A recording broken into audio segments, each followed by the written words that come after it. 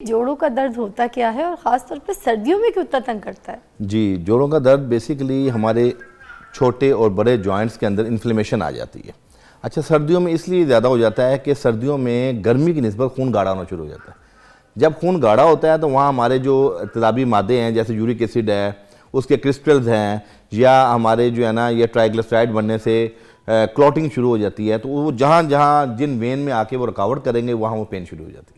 ये एज की वजह से भी होता है? एज साइन की वजह से जोड़ों के दर्द जो है वो बढ़ जाते हैं क्या? देखें, एज के लिहाज से ये है कि अमूमन 50 साल के बाद तो जोड़ों का मसला अगर होता है तो डेफिनेटली वो कोई इतना एज फैक्टर में भी उसको काउंट कर सकते हैं और डिजीज़ में भी काउंट कर सकते हैं। लेकिन हमारे यहाँ ये बच्चों को, जवानों को, ख़वातीन बिलखसूस, टीन एज की भी बच्चियाँ और जो शादी के फौरी बाद डिलीवरीज के प्रोसीजर से गुजरती है, उसके बाद जो उनके जोड़ों में तकलीफ़ होती है, तो ये एक बीमारी बन चुकी है हमारे इस मुल्क के अंदर। और उसके अंदर बहुत सी वजूहत हैं। बाज़ औक़ात ये होता है कि कसरत से ठंडी चीज़ों का इस्तेमाल जब हम करते हैं, मिसाल के तौर पे गर्मी आई है, गर्मी में तो हम चलें लस्सी भी पी रहे हैं, जूसेस भी पी रहे हैं, फल भी खा रहे हैं, ठंडा पानी भी पी रहे हैं, लेकिन सर्दी जैसी आती है तो हम इन चीज़ों की एहतियात नहीं करते। वो जो 1-1.5 माह बीच का इंटरवल होता है ना, उसमें भी हम ये बदपेजियाँ कर रहे होते हैं। तो उस सूरत में हमारे असाब कमज़ोर हो जाते हैं और हमारा ब्लड फ्रीजन की तरफ जाता है और हमारे अंदर जितने तेज़ाबी मादे रोकते हैं, जिससे हमारी दर्दें बढ़ जाती हैं।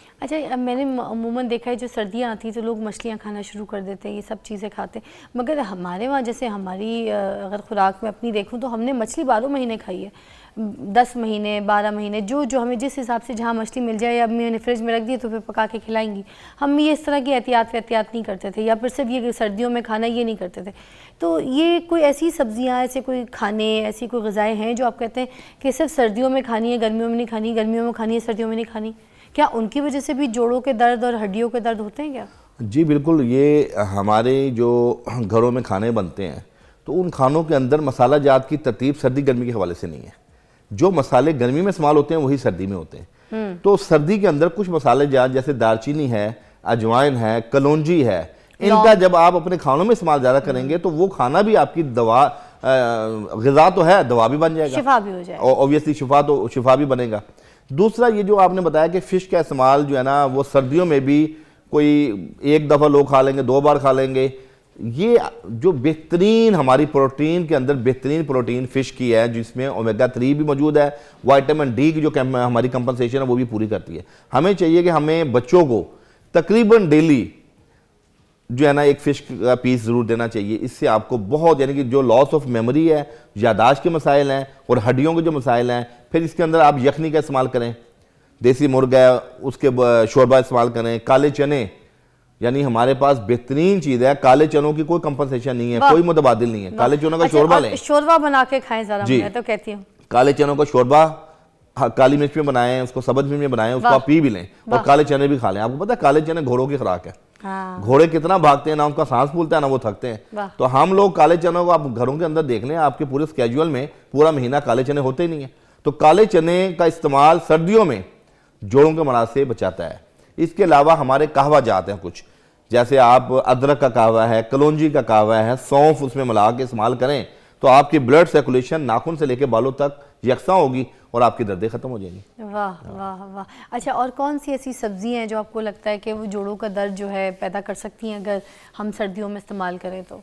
सब्जी देखें, सब्जियों में जोड़ों का दर्द, जिन लोगों को यूरिक एसिड का इशू है या जिन लोगों के कोलेस्ट्रॉल के इश्यूज हैं, उसमें वो सब्जियों में तो जैसे बैंगन है, बादी जो सब्जियां हैं, जैसे बैंगन है, अरवी है, अच्छा, गोभी है। ये अरवी तो लेस पैदा करती है, कहते हैं जो लेस वाली सब्जियां होती हैं वो तो जोड़ों के दर्द के लिए, जोड़ों के लिए नहीं, वो देखें जोड़ों के अमराज के अंदर भी ना क्लासिफिकेशन है। एक आपके लिगामेंट्स के इशूज और होते हैं और एक खून गाढ़ा होने के मसाइल और होते हैं। तो ये जितनी लेजर चीजें ये खून भी गाढ़ा करती हैं। अच्छा, तो मजीद गाढ़ा नहीं करती। हाँ, तो मैं ये नहीं कहता अरवी जो है वो बुरी चीज़ है, लेकिन जिन लोगों को जोड़ों के अमराज हैं उनके अंदर वो अगर यूरिक एसिड बहुत ज्यादा है तो उसमें ये एहतियात करेंगे। इसी तरह दालों में माछ की दाल और चने की दाल, ठीक है, ये बहुत तेजी से यूरिक एसिड बढ़ाती हैं।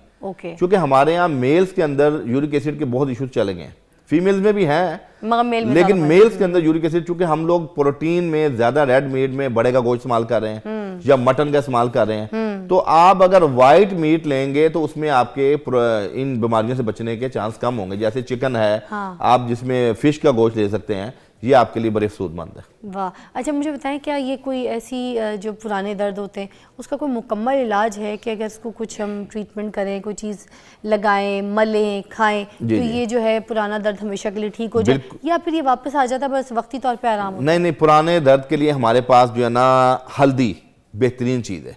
आंबा हल्दी? मैं अब आपको यही बात करने लगा हूँ। एक होती है हल्दी, वो हमारे पास मौजूद है, अगर आप कहते हो तो हम उसको स्क्रीन पे दिखा दें। आए कौन सी जी, ये है हल्दी, आम हल्दी। जब हम किसी पेशेंट को कहते हैं कि हल्दी का इस्तेमाल करें तो वो इसमें ये हल्दी इस्तेमाल करते हैं। ये हल्दी भी फायदा देती है, लेकिन जो आंबा हल्दी है ना वो ये है। आंबा हल्दी का कहवा इस्तेमाल कर लें या इसका पाउडर बना के 4 चम्मच सुबह शाम खाएं। जितनी आपकी पुरानी दर्दें हैं, चाहे वो आर्थराइटिस की हों, चाहे वो नर्वस सिस्टम में सरायत कर गई हों, या चाहे आपको हर वक्त बॉडी के अंदर फैटीग रहती हो, तो आंबा हल्दी, ये इंडियन हल्दी होती है, ये बेहतरीन चीज़ है। सर ये कहाँ से मिलेगी और ये कहाँ से मिलेगी? ये तो वो वाली हल्दी है ना जो आपको रेडियो पे भी मिल जाएगी, जो बेच रहे होते हैं। ये आम हल्दी है, पाकिस्तानी हल्दी है, लेकिन इसकी एफिकेसी अपनी जगह है। इसमें इन्फेक्शन को क्योर करने का भी पूरे इसके अंदर वो अल्लाह पाक ने खासियत रखी है। लेकिन जो आंबा हल्दी है ना, चूंकि बात हो रही है पुरानी दर्दों की, तो पुरानी दर्दों के लिए बहुत जबरदस्त चीज है आंबा हल्दी। आंबा हल्दी। अच्छा, इसके अलावा हमारे पास 3 चीजें और हैं। एक है सुरंजान शीरी और सुरंजान तल्ख। ये क्या है? ये हमारी इंग्रेडिएंट्स है हर्ब्स के, ठीक है।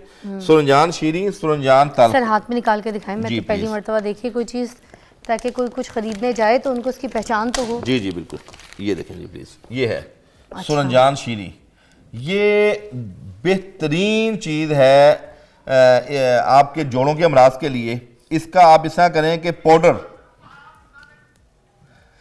सुरंजान शीरी इसका नाम है, और ये आप जो है ना एक चटाक ये ले लें सुरंजान शीरी, और एक चटाक आप ले लें सूखा अदरक, जिसको हम जंजबील कहते हैं, सुंड भी कहते हैं इसको। अच्छा, ये देखें जी, ये है सूखा अदरक मैडम, ठीक है।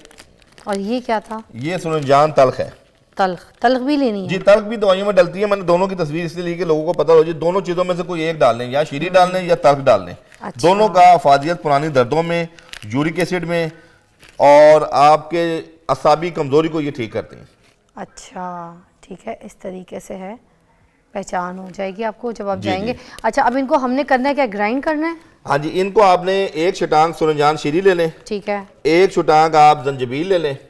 इन दोनों को आप जो है ना हम वजन, अच्छा इसमें आप आंबा हल्दी भी डाल लें, आधी छटांग। अच्छा ठीक है, आंबा हल्दी हमने साथ 3 चीजें, सुरंजान शीरी, आंबा हल्दी और जंजबील, इन तीनों का पाउडर बना के सुबह शाम आधी आधी चम्मच इस्तेमाल करें, तो इंशाल्लाह जो आपकी पुरानी दर्दें हैं, जो असाबी कमजोरी है, जो वीकनेस है, अल्लाह के हुक्म से ठीक हो जाएगी। और 1 महीने के इस्तेमाल से यूरिक एसिड भी आपका ही कंट्रोल कर ले। वाह वाह, बड़ा अच्छा नुस्खा, बड़ा आसान सा है। ठीक है, और दूसरा नुस्खा आप क्या बताने लगे? दूसरा मैं, जो जोड़ों की लेस भी होती है ना, उसमें भी जैसे आवाज आ रही है, वो कमी हो जाती है लोगों को, वो मैं आपको बताता हूं। के। अच्छा, उसके अंदर जो है ना हमारे पास एक दवाई है अजगन नगूरी, अभी वो मौजूद नहीं है। जिन लोगों के जॉइंट्स के अंदर आपस में रगड़ खाते हैं, आवाज आती है, उसके अंदर 2 चीजें, एक तो सुरंजान शीरी और दूसरा अजगन नगूरी। इन दोनों को हम वजन लेके और आप आधी चम्मच सुबह शाम खाएं।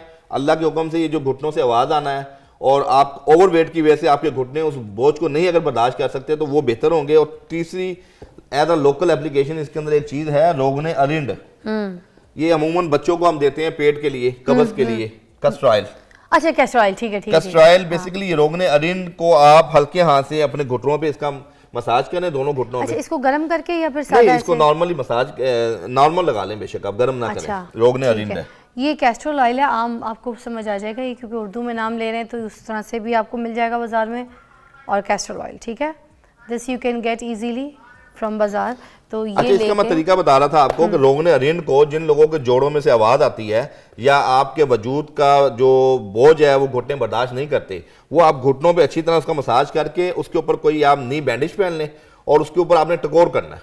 टकोर किस चीज से? नमक और रेत के कर लें तो वेल एंड गुड, नहीं तो किसी भी आप ये जो पैड है हीटिंग पैड के कर लें। हाँ, जो हम कमर वगैरह के लिए भी इस्तेमाल करते हैं, उसको भी कर सकते हैं। उसके भी कर सकते हैं, पानी का उसमें कर सकते हैं, पहुंच के आप पैड के कर सकते हैं। तो ये आप इतनी जबरदस्त चीज है कि यानी कि हमारे यहाँ अतिबा ने इसको हमेशा जो है ना वो कब्ज के हवाले से इस्तेमाल किया, लेकिन जिनके जोड़ों में से आवाजें आती हैं, जिनके घुटनों में से वो रगड़ खाते हैं, लेगामेंट्स के इश्यूज हैं, उसमें ये बेहतरीन चीज़। ये अम्मी जो थी ना, अगर किसी बेटी को दर्द हो या किसी को बेटे को पाँव में ऐसे दर्द हो ज़्यादा चलने से, फिरने से, खेलने कूदने से, तो वो जो समंदर में स्टोन्स नहीं होते, पत्थर पड़े हुए होते हैं थोड़े से बड़े बड़े, प्लेन सरफेस वाले, ये नहीं कि चूरा चूरा वाले, जो बिल्कुल चिकने होते हैं और खूबसूरत, उसके अंदर बारीक बारीक बारीक बारीक दाने, डिजाइन, जिसको हम कहते हैं ये मरवरी, हाँ, साफ चिकने पत्थर जो होते हैं गोल गोल, उन पत्थरों को लाके अम्मी पानी खोलते हुए पानी में डाल देती थी, और उसके बाद हमें अच्छी तरीके से पाँव में, जहाँ पे जो भी जगह पे दर्द हो, कमर में, अच्छा सा मालिश करके थोड़े से नीम कोसा तेल में, उसके बाद अम्मी क्या करती थी, उन पत्थर को ना पानी में से निकाल के तो उस तेल के साथ जिस्म पे मलती थी, पाँव पे मलती थी। अब उसकी होती थी हमें टिकोर, और वो पत्थर काफ़ी देर तक गर्म रहता था, तो उसकी पूरी पीछे हमारे थाइस वाली जगह पे, कमर पे, जहाँ जहाँ बच्चों को भाग दौड़ने से, खेलने से दर्द होता, इतनी आराम आती थी कि हम सुबह सुबह बिल्कुल ऐसे जिंदा दिल होके और फ्रेश होके उठते थे। इसका भी ज़रा बता दें कि इस तरह की टिकोर जो है, ये है स्टोन थेरेपी।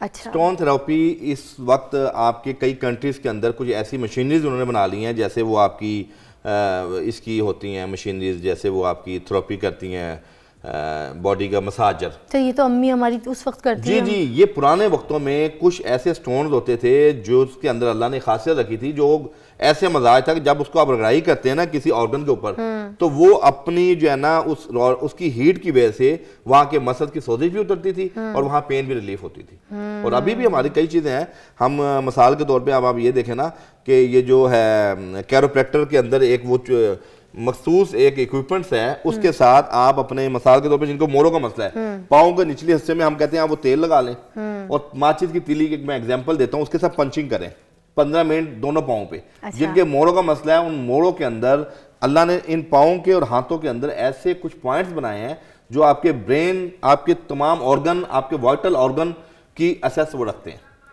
तो ये जो है ना वो उससे पत्थर के साथ भी उसका काम हो सकता है। और उसके अलावा कुछ लकड़ियां ऐसी थी पुराने वक्तों में, हमारे कोहना तिब्बा उन लकड़ियों के साथ मरहम को लगाते थे, वो एंटीसेप्टिक होती थी। वाह। तो ये अब चूंकि वो दौर गुजर गया, अब हम जो टकोर कहते हैं वो रेत और ये नमक, हाँ। ये चूंकि आप देखें लोगों को आसानी देनी है ना कि जो चीज आसानी से मैसर हो, आसानी तो रेत को और नमक, डली वाला नमक लेके आप उसको कोसा कर, उसको मलमल के कपड़े में या किसी मोटे कपड़े में डाल के तो उसको आप टकोर करें, तो आप यकीन कीजिए जिनकी ये जर्क लगती है, जिनको वक्ती तौर पे कहीं झटका लगा, चोट लग गई, इमीडिएट वहाँ काम करते हैं। वाह। अच्छा, मुझे ये बताइए कि एक तो इसके बारे में भी बड़ा सुना था कि जो जैतून का तेल होता है वो जोड़ों के दर्द के लिए बड़ा मुफीद होता है, उसमें कलौंजी का तेल जो थोड़ा सा शामिल करके उसको भी कोसा गर्म करके, क्या ये मिथ है या ये सही है? इसकी अगर अच्छी तरीके से मालिश की जाए, कलौंजी के तेल में कहते हैं मौत के अलावा सारी चीज़ की शिफा है, ठीक है, तो क्या ये काम करेगा जोड़ों के दर्द के लिए? देखें, जैतून के हवाले से कुरान पाक में अल्लाह पाक ने वत्तीन की भी कसम खाई है, और दूसरा जैतून के हवाले से हदीस का मफहूम है कि इसको खाओ भी और लगाओ भी। अरे वाह।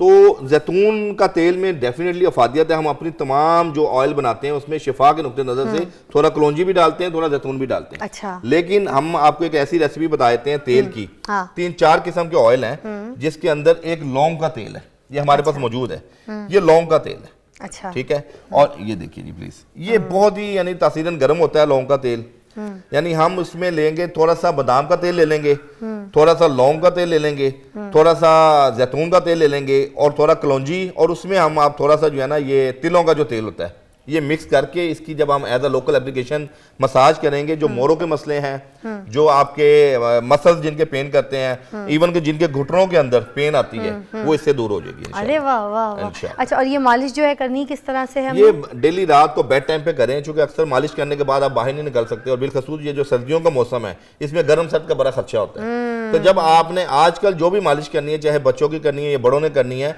वो बेड टाइम पे करेंगे, और उसके बाद आप अपने जो है ना रजाई में या कंबल में चले जाएंगे। अच्छा। वो पूरी रात उसकी हीट की वजह से भी ना उसको सुकून मिलेगा इंशाल्लाह। अच्छा। हाँ। अच्छा, और मुझे ये भी बता दीजिए, जो आप कावे बता रहे थे, कोई जोड़ों के दर्द के लिए कोई ऐसे कावे अगर कारआमद हैं, आपको लगता है कि वो जरूरी पीने चाहिए? मौसम भी सर्दियों का है तो टिकोर भी रहे। अच्छा, कावे के लिए मैं एक ऐसा यूनिवर्सल कावा बताता हूँ जो घरों के अंदर किचन रेसिपी के अंदर है। मिसाल के तौर पर उसके अंदर आप ना मुलट्ठी ले लें, ये मुलट्ठी की लकड़ी है, ये अमूमन गले के अमराज में तो हम देते हैं, लेकिन जाहिर बात है सर्दियों में गला खराब होने से फीवर भी होता है और जिस्म भी टूटता है। तो ये मुलट्ठी एक लकड़ी लेने, इसका पीस एक, और इसी तरह आप ले लें दालचीनी। दालचीनी दो किस्म की होती है, ये श्रीलंका की दालचीनी होती है, ये रिंग गोल वाली। गोल वाली रिंग जी, वाली। ये रिंग वाली दालचीनी लेनी है। ठीक है। एज अ मेडिकेशन में इसकी एफिकेसी कंपैरेटिवली छाल वाली जो है ना उससे ज्यादा है ये, उससे 90% ज्यादा ये वर्क करती है एफिकेसी के लिहाज से। ठीक है। तो ये दालचीनी का एक पीस ले लें, एक मलट्ठी का ले लें, और ये जंजबील, सूखा अदरक, हाँ। इसका बिल्कुल चने के बराबर एक पीस ये ले लें। 3 चीजें होगी। और चौथी इसको इसमें बिल्कुल थोड़ा सा डालना है, बिल्कुल चने के बराबर, चूंकि ज्यादा डालने से इसमें कसेलापन आ जाएगा, कसीलापन, करवाहट आ जाएगी। करवाहट आ जाएगी। अच्छा। अच्छा, चौथी चीज है एक चुटकी कलौंजी डालने उसमें। अच्छा। एक चुटकी कलौंजी डाल लें। और आखिर में आप यहाँ हमारे पास मौजूद नहीं है सौंफ, ताकि आपका जीआईटी सिस्टम पे इसका किसी चीज का कोई इफेक्ट ना हो। तो सौंफ की तासीर ठंडी तो नहीं होगी? नहीं नहीं, सौंफ की तासीर वो तो आपकी गैस नहीं होने देती। देखें जितनी भी पेन आखिरी वाला दोबारा दिखाएं, क्या दिखाया था? ये कलौंजी है जी, प्लीज कलौंजी आखिरी एक चुटकी डालनी है। एक चुटकी, ठीक यानी है। आपने एक पीस लकड़ी का मलट्ठी का लेना है, एक पीस आपने लेना है दालचीनी का टुकड़ा, और ये आपने लेनी है जंजबील, सूखा अदरक थोड़ा सा लेना है चने के बराबर, और एक चुटकी ये लेनी है, और तकरीबन 1/4 टीस्पून अभी हमारे पास मौजूद नहीं है सौंफ, वो आपने कावा बना के तकरीबन आप 4, ये मैंने रेसिपी बताई है, 4 से 5 कप बना सर लें। कावे का मुझे एक बार जरा लोगों को बताना था, कावे का जो अगर जैसे ये 2 गिलास पानी लिया है, ये 1 गिलास रह जाएगा तब करना है? इसको तेज आंच पे पकाना है, हल्की आंच पे पकाना है, इसका अर्क निकालना है, इसको काला कर देना है? कुछ लोग कावे को काला करके पीते हैं। बिल्कुल नहीं, वो जब आप ज्यादा अगर पकाई करेंगे तो वो बजाय फायदा देने के उल्टा नुकसान देगा। उल्टा नुकसान, देखिए, यही समझाना वोलेटाइल चाहते हैं। ऑयल्स होते हैं, कुछ ऐसे अरोमाज होते हैं जो उड़ जाते हैं, कुछ एफिकेसीज हैं जो बहुत बर्न करने से। काला से आप कावा बना के नहीं, लोग नहीं, पी रहे हैं, वो कावे कॉफी का की शक्ल ये का। है कि घड़ी का टाइम देख के 3 मिनट से लेके 5 मिनट तक हल्की आंच पे पकाना, हाँ, और उसको बाद में छान के फोन के पी लें बस। उसके